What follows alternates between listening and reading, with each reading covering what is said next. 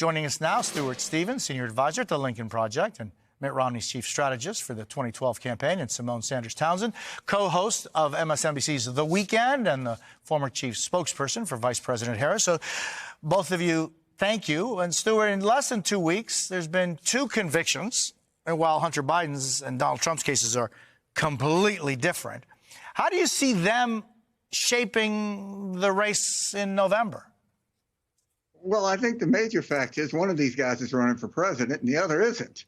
And I think it's any idea that the justice system is being targeted by President Biden seems, I mean, how do you even say those words? How do they come out of your mouth when his own son was just convicted? You know, this just points to the complete hypocrisy of Republicans here, how they're being twisted in the knots to say anything to support Donald Trump. I think most people in America, those that are at least accessible at all to the Biden campaign, which is well over 70%, they believe that America has a justice system that works. It isn't perfect, but it works. It's not targeted by political figures.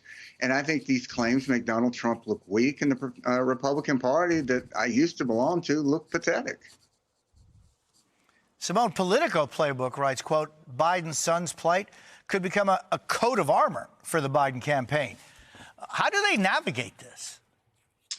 Look, I think that folks should really look towards the president's statement in the wake of the conviction of his only surviving son.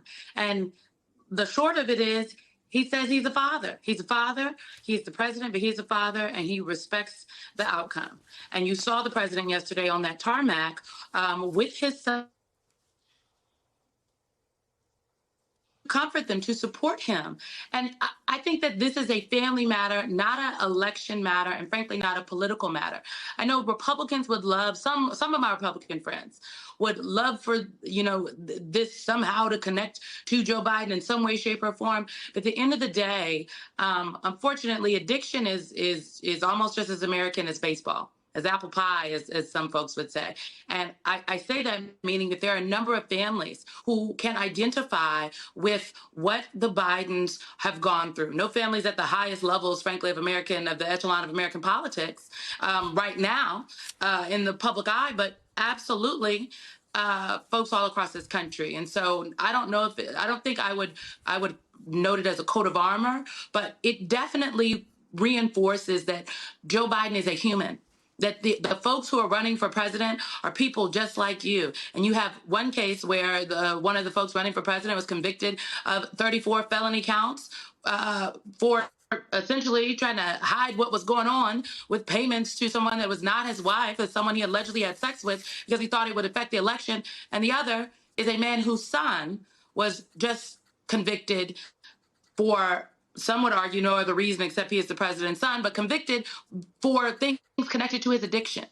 So the two are not the same and in the same boat. And Stu, meanwhile, in Nevada, a Trump-backed candidate, Sam Brown, won the Republican Senate primary, setting up a critical race against Democratic Senator Jackie Rosen in November. Here's some of what he said last night. It is tonight that we continue to deliver hope that the American dream is not dead. The American dream is not dead, and the American nightmare under Joe Biden and Jackie Rosen begins to end tonight. Stu, how significant will this race be? Well, I think it's going to be very significant. If this is a nightmare with unemployment at record lows, the stock market at record highs, you know, it's just this kind of crazy stuff. What I want to know is, I mean, here you have a former military man running for Senate. And how does he feel about John McCain? Does he think that he was a loser? How does he feel about those who were wounded and those that lost their lives defending this country? Because that's who he's running with, and that's who he's endorsing, and that's who endorsed him.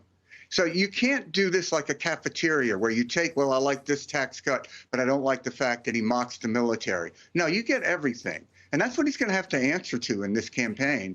And is Donald Trump telling the truth, or is John Kelly, who he served under, this Senate candidate, telling the truth? I want to hear him answer that question.